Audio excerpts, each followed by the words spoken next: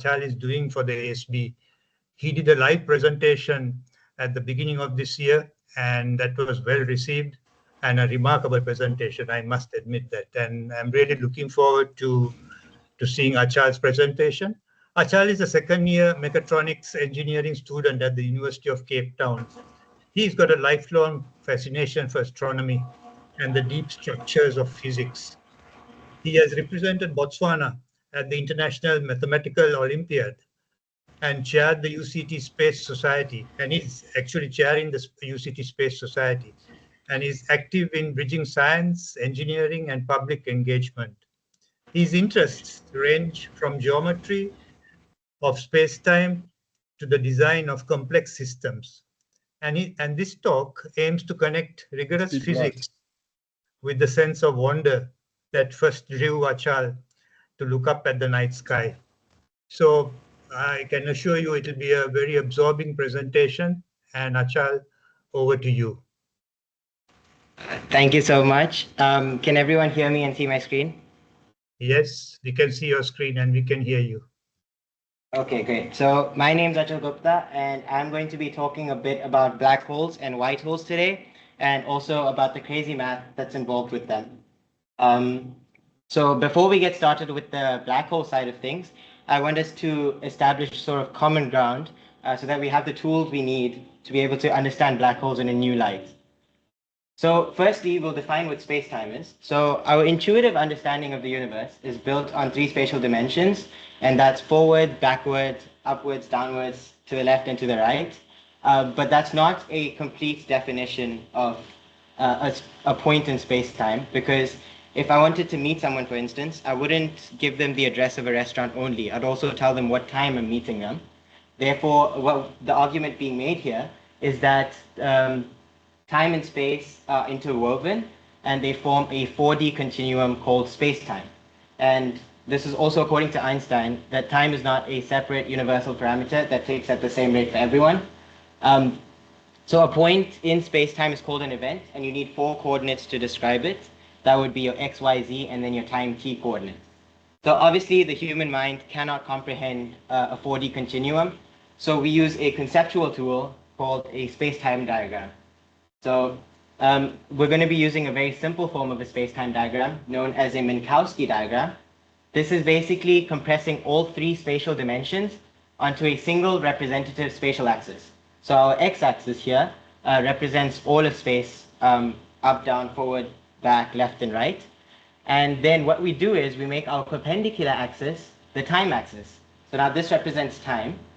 And now what we do is we modify this time axis by multiplying it by the one universal constant in this universe, and that obviously is the speed of light, 3 times 10 to the 8 meters per second. So by multiplying this constant, the speed of light, to our time axis, what we've effectively done is brought our time axis and our space axis to the same units, and this lets us utilize the space-time diagram for its interesting properties. What do I mean by that?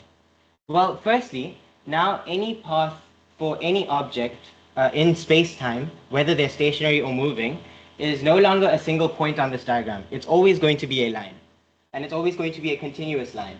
So this continuous line is a world line, and a world line, we can have a few different types of world lines. You can see this yellow world line is just an arbitrary world line that I've drawn in the space-time diagram. We can also have a perfectly vertical world line.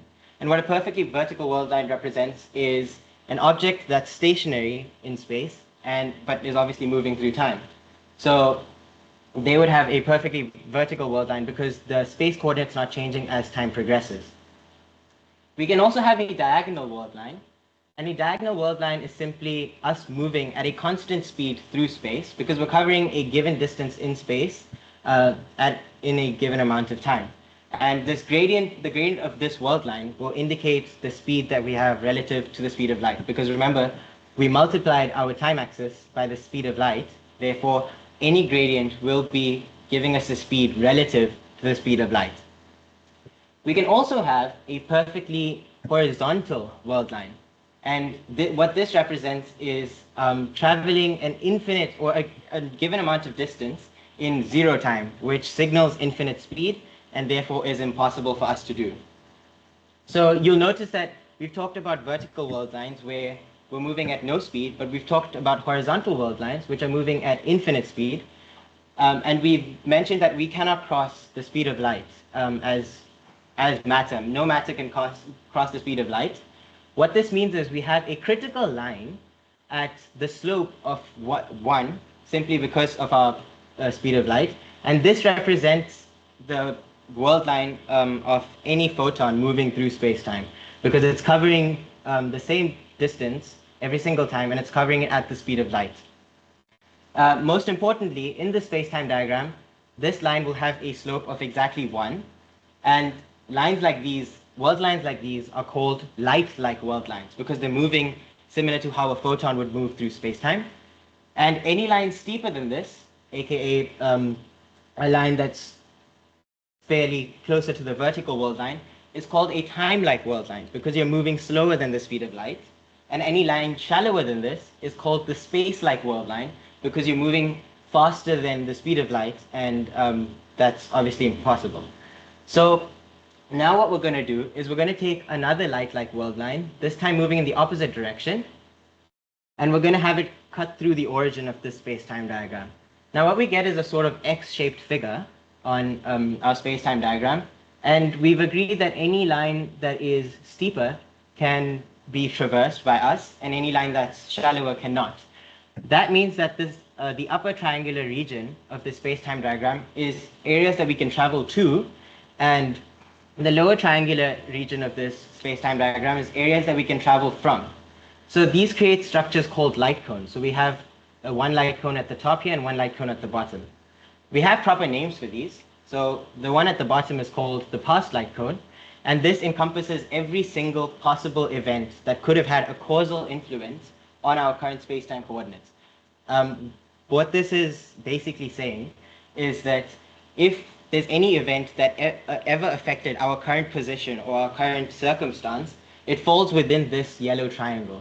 If there was an event outside this yellow triangle but still before us, before our current space-time coordinates, it couldn't have affected us because information, it would have to travel faster than light for information from it to reach us.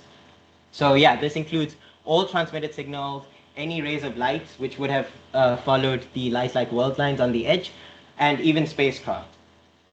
And similar to the past light cone, we have a future light cone. And the future light cone encompasses every single event that we can exert a causal influence on, which means if I wanted to travel to a point anywhere in space-time, I am restricted to only this future light cone. I cannot travel to a different set of space-time coordinates, simply because it would require me to travel faster than light and would break causality. Again, this includes any signals I've transmitted, any beams of light I've shot out into space, or any rockets that I've launched. Now, you'll notice we have more than half the diagram sort of unavailable to us, and this sort of elsewhere region is causally disconnected from our space-time coordinates, which means any event that lies within this purple region cannot affect us, and we cannot affect any region, any event within this purple region. There is no frame of reference in which these events can have a definite time order. And what we mean by that is, if I have, let's say we have an event in the upper right-hand corner of the unavailable area of the space-time diagram, and we have another event in the lower right-hand corner, we can't tell which event would have happened first, because relative to another event, let's say on the left side, one of these events could be in the future light cone for that observer, but could also be in the past light cone for another observer. And this basically represents how we're causally disconnected from half of this space-time diagram. This also enforces the law of cause and effect, simply because the boundaries of light, the boundaries of the light cones are defined exclusively by the speed of light. So all these two x's, the x is formed by two light-like world lines, which are moving at the speed of light, and nothing with mass can travel at the speed, as we already know, but it can only approach that speed. So the way this enforces the law of cause and effect is that effects cannot precede their causes.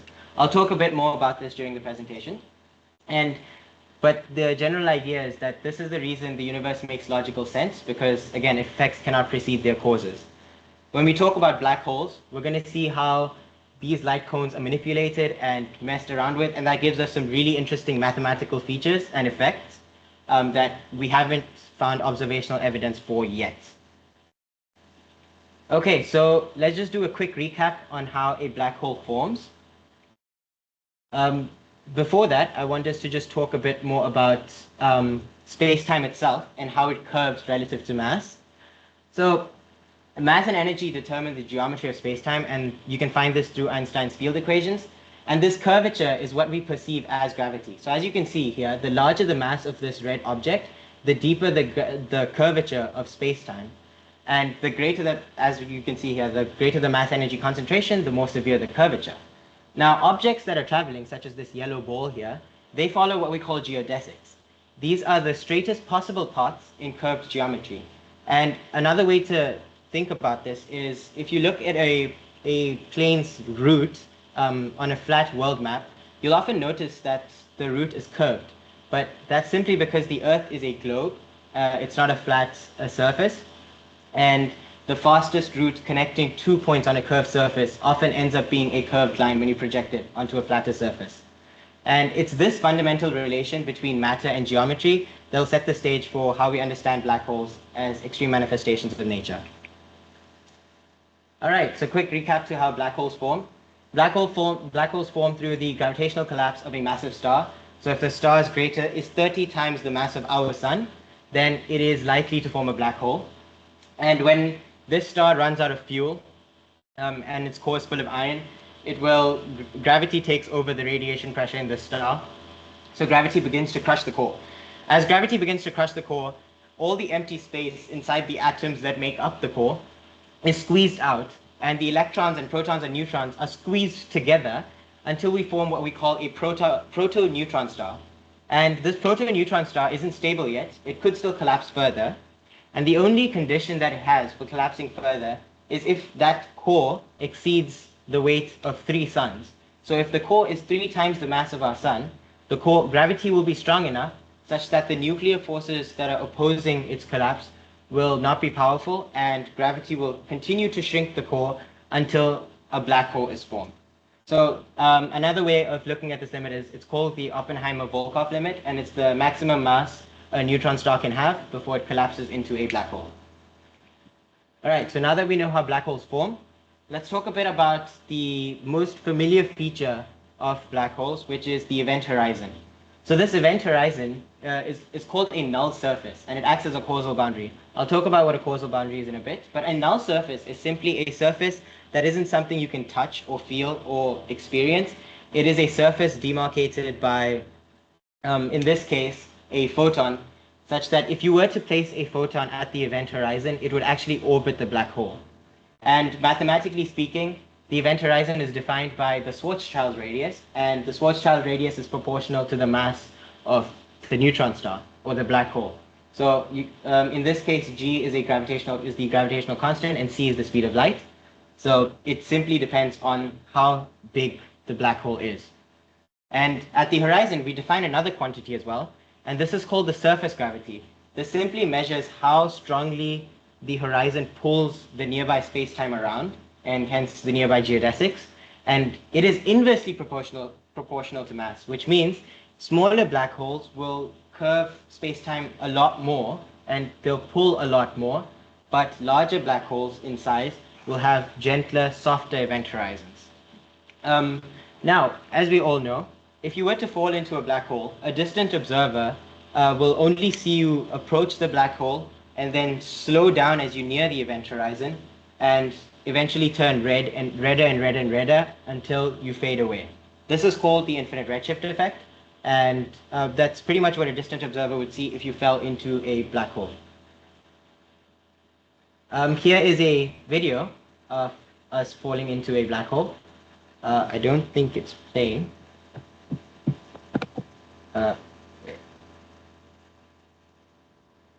No worries. So basically, if we were to fall into a black hole, we know what we would do from the distant observer's point of view. But what if we were falling into a black hole? So far away from the black hole, everything seems normal, We don't notice any extra gravity. We don't notice anything weird with our clocks.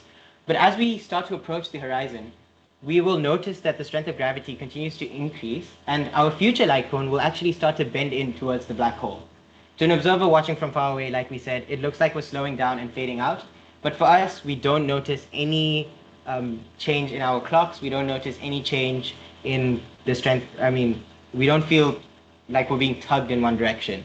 For those that have watched Interstellar, you will remember that when Cooper was orbiting Gargantua and was on Miller's planet, he didn't know that time was passing much faster. He couldn't experience that time passing much faster. Inside the black hole, however, once you cross the event horizon, you won't notice that you've crossed the horizon because, again, it's a null surface. But once you cross the event horizon, everything flips.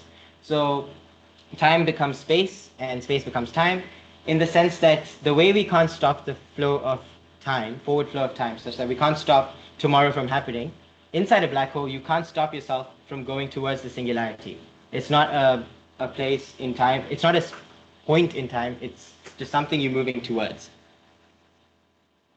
Okay, so now that we've talked about black holes and how they form, let's talk a bit more about how we can represent this sort of bizarreness of an event horizon and of infinity on paper. So I want to take you back to the problem with traditional diagrams. If you were to look at any map of the Earth, you will always find some sort of distortion. And that's simply because standard standard diagrams of the globe cannot properly project a globe-like surface onto a flat surface. So you'll see there's different types of world maps that exist, but each one has its own flaws. Similarly, we have space-time diagrams that have two major flaws in them. The first one is you cannot see infinity. If you remember the space-time diagram I showed you earlier, you could see that it only shows a range on a given axis as far as you want it to. It can't show infinity. And the diagram's edges, again, are arbitrary. And secondly, these things break down at the horizon. So the equations for Schwarzschild coordinates break down at the event horizon and they become meaningless. And I'll talk more about how that happens.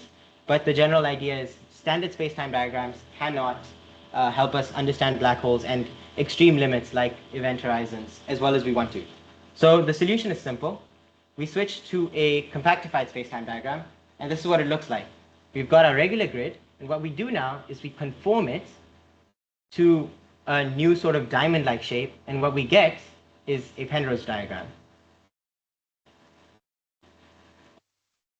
So the Penrose diagram is more than just the diamond I showed you, but this diamond represents region 1 of the Penrose diagram. Now, what is region 1 of the Penrose diagram? The region 1 of the Penrose diagram is simply the entire universe. What we've basically done is compressed the entire universe into one diamond, and this diamond isn't a linear diamond in the sense that the bottom edge of the diamond represents infinite past, the top edge represents infinite future, and the right edge represents infinite distance. If you look at these vertical purple lines, they represent specific points in space, and if you look at the horizontal lines, they represent specific points in time. Now, this space-time region is almost flat. It approaches flat. We call it asymptotically flat. Simply because there's always the gravitational influence of a black hole next to it, and no matter how far you get away from it, the black hole will still exert some sort of gravitational influence on you, so space-time can never be truly flat. Now, one thing this diagram does for us in this region is it makes causality global. Now, our light cone method still applies here. I can plot a point right here where I have an event going on, and I have another event in a different part of this diamond, and you can draw light cones from one to another and check if they are causally connected or disconnected, and if one falls in the future cone of another or not. Now, let's move to the black hole. The black hole is represented by region 2 of the space-time, of the Penrose diagram, and this is this triangular figure over here. The border between region 1 and region 2 is the event horizon, and it's at the Schwarzschild radius. Now, like I said, the purple lines represent distance, so further out you get from r equals 2m, you can go further out, you get r equals 4m, and it keeps going towards the right-hand side until you get to r equals infinity. Inside the black hole, like we said, you cannot escape when you enter a black hole. So if I were to plot a point anywhere inside that triangle and draw a future light cone from there, you would still be inside the black hole, and that further demonstrates the fact that you cannot escape a black hole once you enter it. The singularity is the line up here which says r equals 0, because that's where the diagram is that's the limit. Now, let's talk about white holes. If I were to plot a light cone from this point where the rocket is, you'll notice that our future light cone is in the black hole, but we also have a past light cone. So that region becomes a white hole, because anything that exits it can causally affect us, but we cannot go back in time to that point. So now this becomes region 3 of the Penrose diagram, and this is the white hole region. The white hole region is a polar opposite of a black hole. Instead of a future singularity and a future event horizon, you have a past singularity and a past event horizon, also at r equals 0. And this, like I said, is region 3. So unfortunately, we haven't observed a white hole yet. We haven't confirmed that it exists. It is purely hypothetical as of now, but I will talk a bit more about white holes as well. All right, so you can exit the white hole on the left or the right, and you can enter the black hole from either the right or the left. What that means is, on the other side of the black hole and white hole, you have another set of space-time coordinates. Basically, what that means is, we have another set of a universe, basically, simply because if I were to plot any point inside the region 1 of space-time and draw a future and past light cone, there is no combination, there's no point in our universe that has a future light cone or past light cone that covers any part of region 4 of the Penrose diagram, which is our parallel universe. Therefore, this set of space-time coordinates is causally disconnected from our set of space-time coordinates, and what that means is that this is a parallel universe. Now, you'll notice there's a point where these event horizons converge, and our universe sort of touches the parallel universe. This is called the Einstein-Rosen bridge and has some very interesting mathematical properties that I will talk about in just a bit. Okay, so a quick recap on what we did.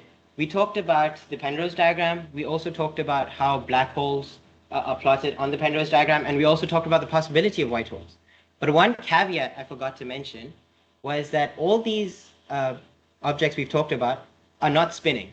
So the black hole in this case is perfect, it has no angular momentum. The white hole has no angular momentum.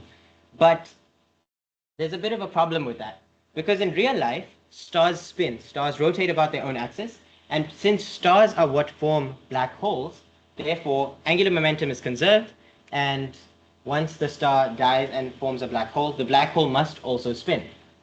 So for all black holes that don't spin, we use what we call the Schwarzschild solution. And we want to now generalize to black holes that have a spin. And this is because rotation will significantly alter the black hole's geometry, and it leads to a lot more fascinating features. So instead of the Schwarzschild solution, we now use the Kerr solution to Einstein's equations. And the Kerr solution is more general, and we can use the Kerr solution to get the Schwarzschild solution as well. Let's talk about it. So, in the Kerr solution, the black hole is no longer a perfect sphere. It now becomes an oblate shape because it bulges at the equator because of how it spins. Now, the black hole generates 2 distinct horizons instead of 1. So with the Schwarzschild solution, you have the event horizon and then you have the singularity. But with the Kerr solution black hole, you have an inner horizon, you have an outer horizon, and you also have this weird region just inside the outer shell called the ergosphere. And inside the ergosphere, space-time is being dragged so fast that you have this effect called frame dragging.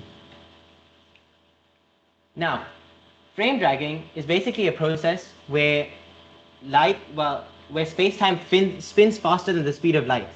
An important distinction needs to be made, such that just because space-time spins faster than light, it doesn't mean that you cannot escape this region. The ergosphere is a region of a spinning black hole that you still can escape if you have a clever enough trajectory. But you can never remain stationary inside the ergosphere. No matter how hard you try, even light cannot remain stationary inside the ergosphere. And this gives us a very interesting theory where we can use the properties of frame dragging to make the Penrose process possible.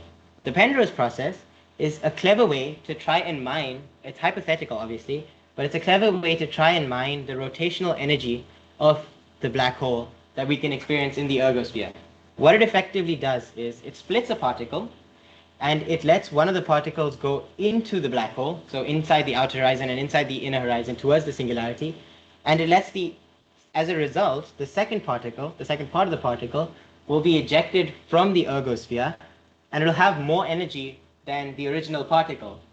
So what we've done is we've sort of mined some of the rotational energy of the black hole and transferred it to this particle that we split so that it could escape the ergosphere. Now, if we move towards this boundary that we see in here, this sort of oblate shape, this is the outer horizon. Remember, the outer horizon, just like every other horizon, is a null surface, which means it's not a surface like this that you can see or touch or experience. It's just a limit that once you cross, you cannot return. For an outside observer, again, similar to a Schwarzschild black hole, any inward falling object appears to freeze and then turn red as it fades away. Now, mathematically speaking, to find the radius of the outer horizon of a spinning black hole, you have this equation. Now, unlike the Schwarzschild black hole, which only depended on the mass of the black hole, we also have the letter A here. And the letter A here defines the spin parameter of the black hole. Now, the spin parameter is dependent on the angular momentum. So this letter A simply is a value that communicates how fast the black hole is spinning. And even though an outside observer cannot tell the difference, even though an outside observer can see the difference where we fade away and redshift, for a person falling into the black hole like we are right now, we will notice no difference. We won't feel like we've crossed a surface or crossed a limit. For us, we're just falling into a black hole. Now, moving on from the outer horizon, we move to the inner horizon. Now, the inner horizon is where things get really, really, really weird. Firstly, the value defining the inner horizon is this equation, and the only difference between the outer and inner horizon is this minus before the square root is a plus for the outer horizon, and it's a minus for the inner horizon. Now, inside the inner horizon, things get very weird, because any radiation or matter falling inside the black hole becomes infinitely blue shifted instead of red shifted. And inside the horizon, the future can no longer be uniquely determined by initial data. Basically, what we're saying is time loops. So the past will happen again inside the inner horizon. It is also possible for there to be certain paths through space-time inside the inner horizon that loop back to their own past, and these lead to causality paradoxes such as the very famous grandfather paradox. Now, in practice, the inner horizon cannot exist stably because it needs a very specific set of conditions, and any disturbance tends to cause it to collapse into the singularity itself. Now, let's just do some horizon math. You'll notice I mentioned that the outer and inner horizons are defined by pretty much the same equation, and whether you want the outer or inner horizon value depends on whether you put a plus or a minus before the square root. Now, I mentioned earlier that you can use the Kerr solution to get the Schwarzschild solution again. So what is a Schwarzschild black hole? It's a black hole that doesn't spin. And if it doesn't spin, the spin parameter A is 0. So if you set the spin parameter A to 0 in the second equation on this slide, you'll notice that this square root sort of drops because it cancels with the square. And based on whether you're calculating the outer or inner horizon, you get these values. The outer horizon becomes 2gm over c squared, and the inner horizon becomes 0, which is the exact values for the Schwarzschild case, because there is no inner horizon for a Schwarzschild case. You have only one horizon. But there's a second specific value of A that you can set to make this square root disappear, and that value is gm over c squared, because if you were to set A to the same value as the other component under the square root, the entire square root evaluates to 0, and what you have is the outer horizon is equal to the inner horizon, and they're at the same limits. And this is called the extremal Kerr case. Now, just a quick review. In the Schwarzschild case, you cross the one and only horizon, which is technically the outer horizon, and inside, time and space shift, and you have red shifting as you enter it, normal stuff. For a regular Kerr solution, before you enter the outer horizon, a distant observer watches you redshift. When you enter the outer horizon, normal, but when you enter the inner horizon, things become much, much weirder. But for the extremal Kerr case, because the outer and inner horizon are the same, it's almost like you're not entering the outer horizon, you're directly jumping to the inner horizon. So instead of experiencing the regular black hole stuff we would have studied, you go straight to the very, very weird stuff. So that's why it's called the extremal Kerr case.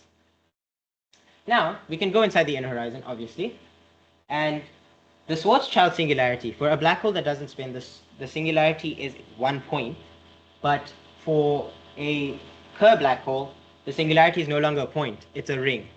And it's a ring that's equatorial in nature, so it's along the equator of the black hole. And the radius of this ring, again, is proportional or is defined by the spin parameter A. So again, if I had a black hole that wasn't spinning, that radius would be set to 0, aka a point singularity.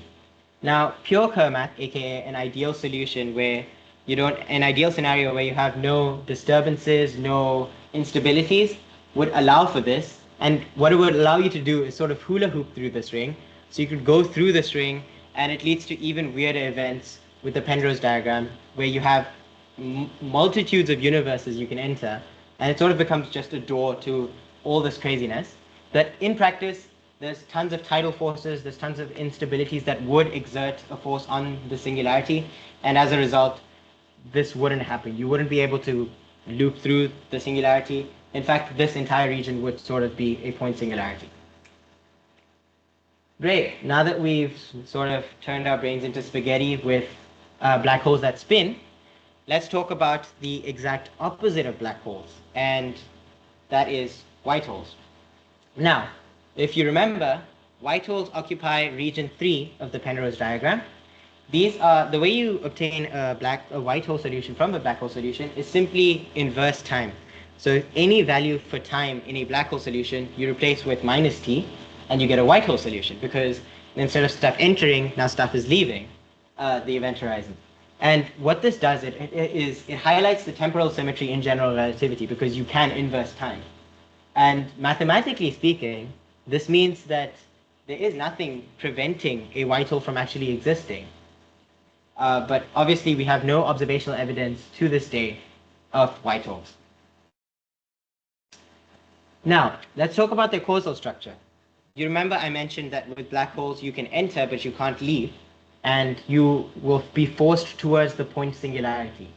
In the case of white holes, firstly, they're causally disconnected from most of the universe, and this can be easily seen if you put up the Penrose diagram and start drawing light cones everywhere. And also, with a white hole, any matter or signal inside the white hole must move outward. That's something you cannot prevent, cannot stop, and no external influence can affect the inside of the white hole. This defines a one-way causal boundary. Again, what is a causal boundary? A causal boundary is simply a one-way route. For a black hole, the causal boundary is such that you cannot come back, and in this case, the causal boundary is something you cannot enter. It's a perfect opposite of a black hole. And instead of a future singularity, we have a past singularity. So that singularity expels matter instead of assimilating it. Now, in theory, white holes emit matter and energy in the forms of high energy particle streams, in the form of radiation bursts, or in the form of plasma ejections. Now, this emission is obviously a direct consequence of the past horizon structure, but that energy outflow is, in theory, highly unstable. And what that means is white holes can only exist briefly if you look at the math. Let's talk about some more reasons why white holes cannot exist. So unlike black holes increase the local entropy, but white holes will emit low entropy matter by nature. What that means is it will reduce local entropy, and that violates the second law of thermodynamics. And that also contradicts the observed arrow of time. And similar to that, white holes appear unphysical as persistent astrophysical objects. So even though they're valid mathematical solutions, it's not something you would expect to see in the real universe. Let's also talk about how a white hole would form. We know how a black hole would form. A black hole forms through stellar evolution, but white holes are not formed through the same process. To form a white hole, you'd need extremely fine-tuned conditions, and you'd need a geometry in space-time, and that sort of geometry is exotic and unstable, not necessarily naturally occurring. And obviously, similar to the Kerr solution, any further disturbance, such as incoming matter or radiation, will destabilize the white hole, and one of two things can occur. A, the white hole just disperses entirely, or B, the white hole transforms into a black hole. Now, the sort of fine-eyed amongst you might have noticed that if a white hole's job is only to expel matter, and the only other cosmic event we know that expelled a ton of matter and energy was the Big Bang. There are speculations that the Big Bang could be similar to a white hole, but the reason it's not possible is because the universe didn't exist before the Big Bang, and a white hole would expel matter into a universe. So without a universe, you can't necessarily have a white hole. So the Big Bang is not a white hole. Great. Let's now talk about the little point of contact we saw between our universe and the parallel universe in the Penrose diagram. I told you this was an Einstein-Rosen bridge, and it has some very interesting properties. Firstly, an Einstein-Rosen bridge is also known as a wormhole. We all know about this simply as an interstellar highway. You can enter through one side, you leave through the other side, and you've basically traversed at any given distance in a much shorter time. Now, formally speaking, again, the Schwarzschild metric, it talks about a black hole that doesn't rotate. So again, for now, this solution is about a black hole that doesn't rotate. And a wormhole is not something we can cross, unlike what movies have led us to believe. And let me tell you why. So, in the Schwarzschild case, where a black hole doesn't rotate, as you can see in this animation, the wormhole collapses instantly, because the singularity is at the center, and it pulls in space-time until it pinches it off, and the wormhole's pinched off such that any particle that's trying to cross will hit the singularity. The speed at which the singularity pinches the wormhole is the speed of light, therefore even a photon couldn't cross through in time. Now, if you were to toss anything into a wormhole by chance, it would only accelerate the gravitational collapse, because remember, you're adding more mass to the singularity. These wormholes, though, are mathematical features of general relativity, and all they do is illustrate the topology of space-time. They also illustrate the limitations that we have with classical horizons and classical physics, and they also talk about the potential intersections of quantum mechanics and relativity. And what I basically mean by that is quantum entanglement is thought. There are theories that suggest that quantum entanglement could be linked to microscopic wormholes that link both particles, regardless of where they are in the universe. Okay, let's say we wanted to traverse a wormhole. We know that we can't traverse it, but what if we wanted to try? So, like I said, the problem with the wormhole is that it's pinched shut too quickly for us to cross in time. So, the way to solve that is have something opposing that pinching force. So, what we need there is to reduce the power of the singularity. And to reduce the power of the singularity, you need exotic matter. By exotic matter, we just mean something that has a negative energy density and a negative pressure, because it would oppose the collapse of the pinching off of this wormhole. Now, the amount of exotic matter you would need is way beyond our current technology and definitely does not exist in nature. So whilst traversing a wormhole remains speculative, we don't have any known stable solutions where we could cross a wormhole. Now let's talk about a wormhole that rotates. Remember, we don't use the Schwarzschild solution for most astrophysical black holes because most real black holes have a spin parameter. Now, if we were to generalize the Schwarzschild solution to obtain a Kerr solution, you could have rotating ER bridges. So obviously this animation is for a Schwarzschild black hole, but you could see it rotate. Now, rotating wormholes are obviously mathematically richer because now not only do you have to look at the pinching, you can also look at other stuff like how fast it spins, the relative spin between one of the mouths versus the other. But it doesn't change the fact that you cannot cross a wormhole without the use of exciting matter. Now, as a result, obviously, all time-like and light-like geodesics that enter the throat converge to the singularity. What this one line is basically saying is, time-like geodesics are any path that you can take through space-time that is slower than the speed of light. Light-like geodesics are any path you can take through space-time that is at the speed of light. And the only other type of geodesic we have is a space-like geodesic. A space-like geodesic, like I said, is a path through space-time that goes faster than the speed of light. And obviously, if you could travel faster than the speed of light, you could cross the wormhole before it's pinched shut. Therefore, only the time-like and light-like paths converge to the singularity, as opposed to emerging on the other end. Now, let's talk about how quantum mechanics is potentially linked to wormholes. We have a conjecture. A conjecture is simply a theory that hasn't been proven or disproven. And this conjecture says that quantum mechanics, or rather quantum entanglement, is linked to wormholes. It's called the ER equals EPR conjecture, where ER is Einstein-Rosen bridges, aka wormholes, and EPR is Einstein-Podolsky-Rosen, which is quantum entanglement. Now, this has a few implications. If this is true, this has a few implications.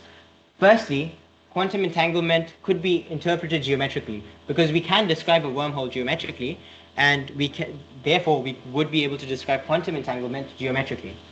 Secondly, it could provide a path for us to resolve the black hole information paradox.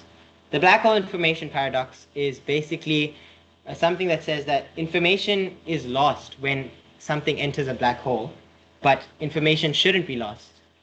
Therefore, there are different ideas that information could exit via tiny wormholes within connecting the black hole to the outside, or again, very weird physics.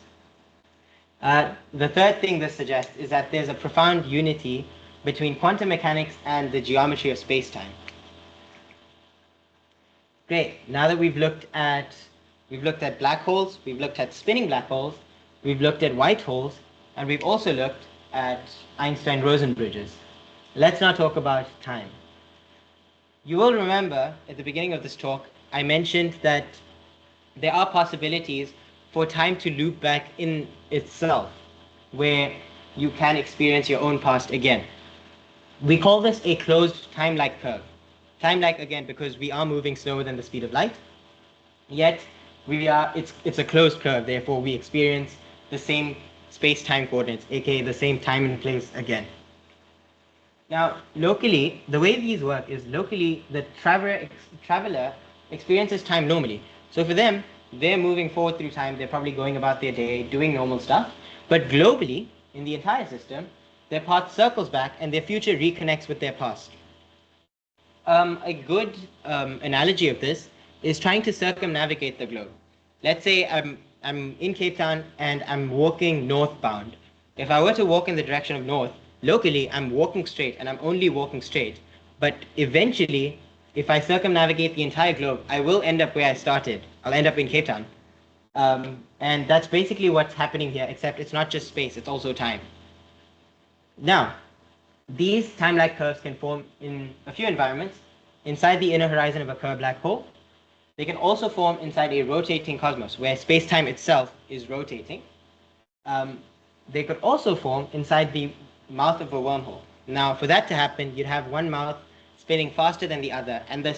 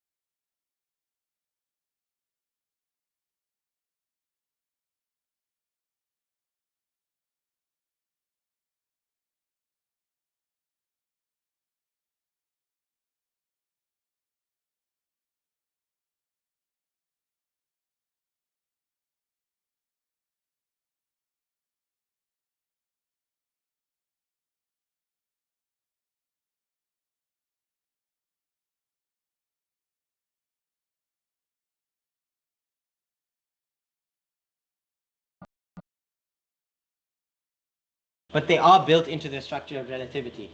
It's not saying it's beyond a certain scope of the equation. It's saying it's part of the equation, and it's saying that it cannot predict a value, or it's not valid at these points in space-time. Now, let's talk a bit about quantum fluctuations. This is extremely interesting. So the general basis for this idea is that in quantum field theory, even empty space has energy. It has particles, and a phenomenon that we witness is that particle and antiparticle pairs can constantly appear and annihilate as long as they do so within a specified time delta t. So that's the lifetime of the fluctuation.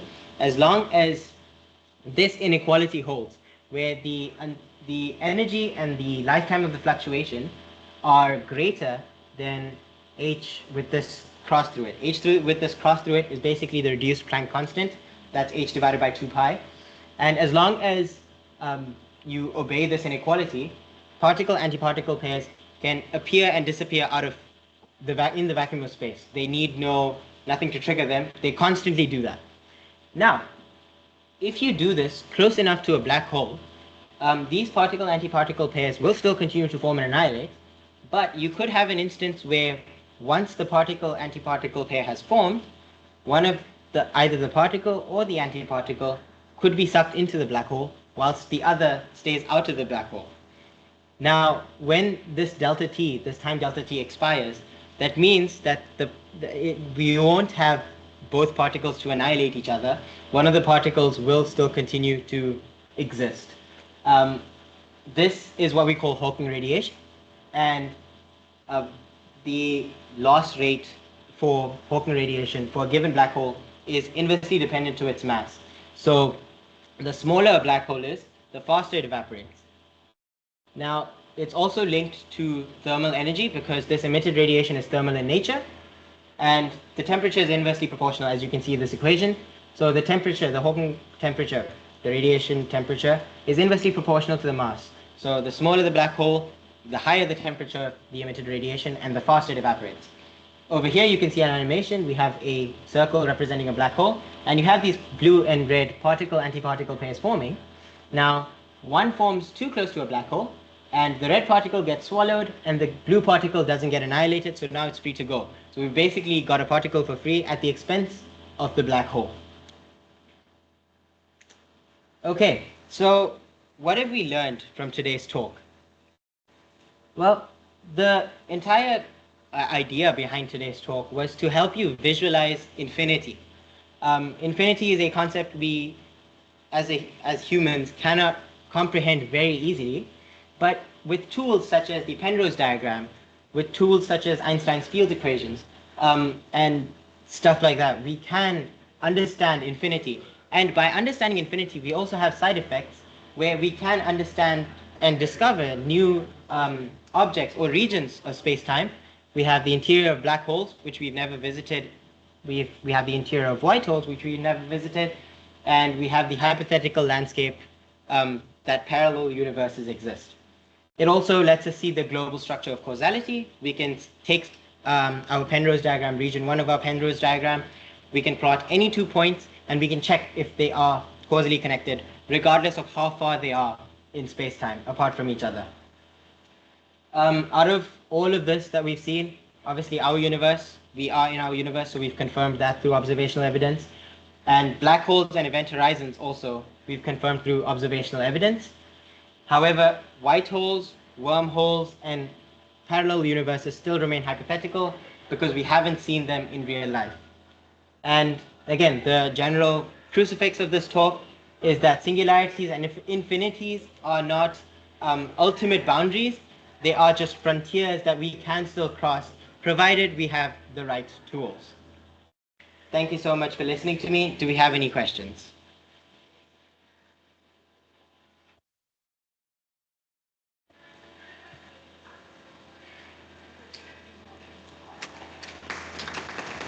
I'll ask a question.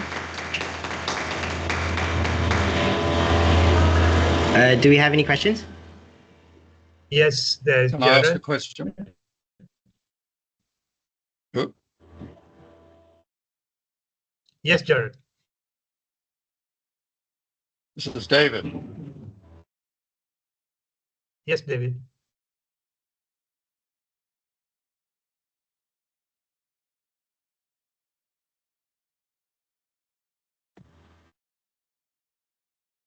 What's your question, David? Oh, sorry. I'd just like to say well done to Archal. It was a great talk with wonderful illustrations. I was just wondering, you mentioned the Hawking radiation at the end. Is there anything comparable with white holes to Hawking radiation? I would imagine that there would be an analogous sort of idea related to white holes as well. But I would imagine that would be difficult to discern simply because Hawking radiation's general idea is that a particle is absorbed, but white holes emit particles. So even if a particle-antiparticle pair formed outside the white hole, it would just be pushed away. But I would imagine there is some geometry in which we can find something similar to Hawking radiation, but for a white hole.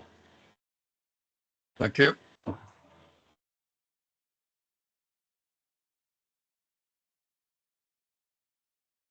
I see a question in chat. It says, are we looking at black holes from a scientific, cultural, religious, philosophical, artistic, or psychological perspective? Do we use math theories like field theory and spectral theory to understand black holes? And do we use complex analysis to analyze black holes? This talk was mostly from a scientific/mathematical perspective. And yes, theories like the field equations and diagrams like the Penrose diagrams are extremely useful in understanding black holes and analyzing black holes as well, because we can confirm our own theories with observational evidence and obviously see how it scales with different types of black holes, whether they're spinning or not, whether they're two black holes merging with each other or not, and things like that, yeah. We have another question. Are there size ranges for wormholes, such as supermassive wormholes or miniature wormholes? Do we use tensor calculus and use differentiation for the 4D Schrodinger equation? Do we use Newtonian, Helmholtzian, Lagrangian mechanisms to understand wormholes? Okay, so Einstein's field equation in and of itself is a differential equation. And I would imagine differentiation, obviously calculus is a huge part of all of this. In terms of size ranges for wormholes, yes, definitely there are size ranges for wormholes. Because remember, wormholes are linked, well, they are the link between one universe and another, and that link forms at the event horizon of both a white hole and a black hole. So as a result, if the white hole / black hole has a different size, then that would lead to the wormhole itself having a different size. And yeah, since we have supermassive black holes, if wormholes do exist, I don't see why we can't have smaller wormholes and bigger wormholes. Archal, you mentioned at the start of your presentation that the minimum mass of a star should be around about 3 times the mass of our sun in order that it evolves into a black hole. How did we arrive at that minimum mass? I believe it was calculated. I do believe it was calculated because at that it's basically the limit where the force of gravity becomes stronger than the nuclear force that's being exerted by these protons and neutrons within the atom. Okay.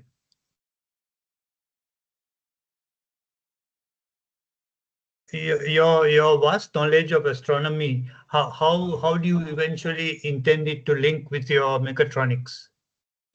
Okay, so the entire reason I chose to do mechatronics engineering was so that hopefully I could help with the engineering side of astronomy, because obviously when you think about telescopes like James Webb Space Telescope and Hubble Space Telescope, most of them are described as feats of engineering.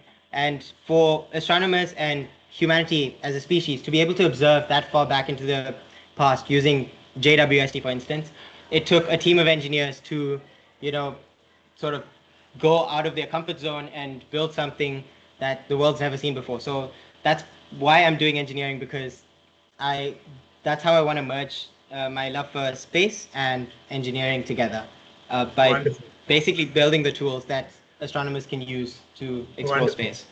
Yeah. That's creditable. Yeah.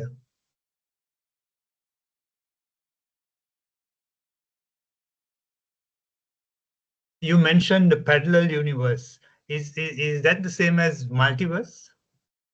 Yes. So in the case of the Penrose diagram, the parallel universe could either be within our universe or it could also be in a different universe. The only criteria is that these two sets of space-time coordinates have to be disconnected. Now, when I mentioned Kerr black holes, if we were able to loop through the singularity, we would most certainly enter multiverses, because now the Penrose diagram would basically sort of lift up and expand, and the Penrose diagram would then become stackable in a sense.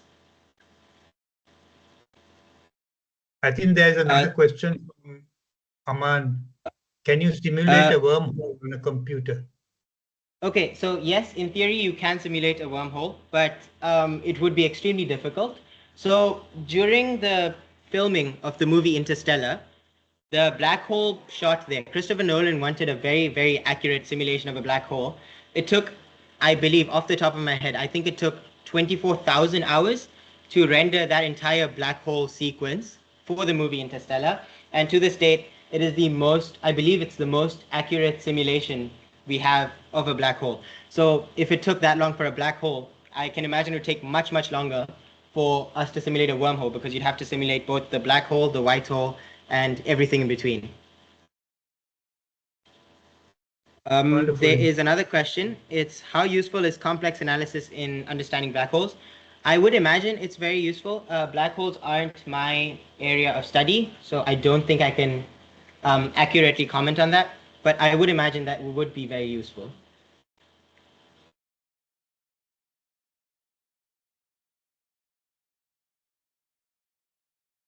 Any further questions from Archal or to Archal?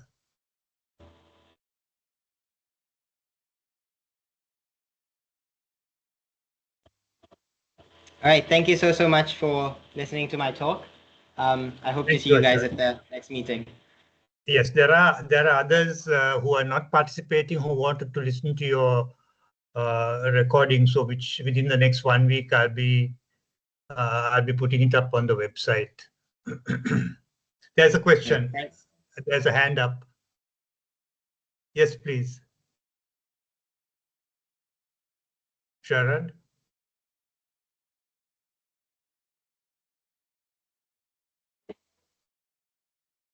We can't hear you, Jared. Jared, your mic is muted. You're muted, yes. Jared, you're muted.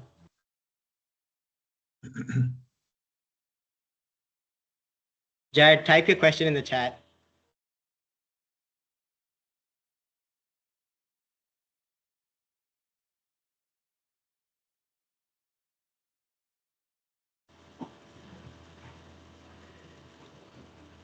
Oh, he says he just wanted to say very well presented. Thank you, Jared. Okay. That's true. Thank you, Archal. Have a good evening, everyone. The committee will meet soon after this. Thanks, Archal. Thank you very much. Thank you so much. Bye-bye. Bye.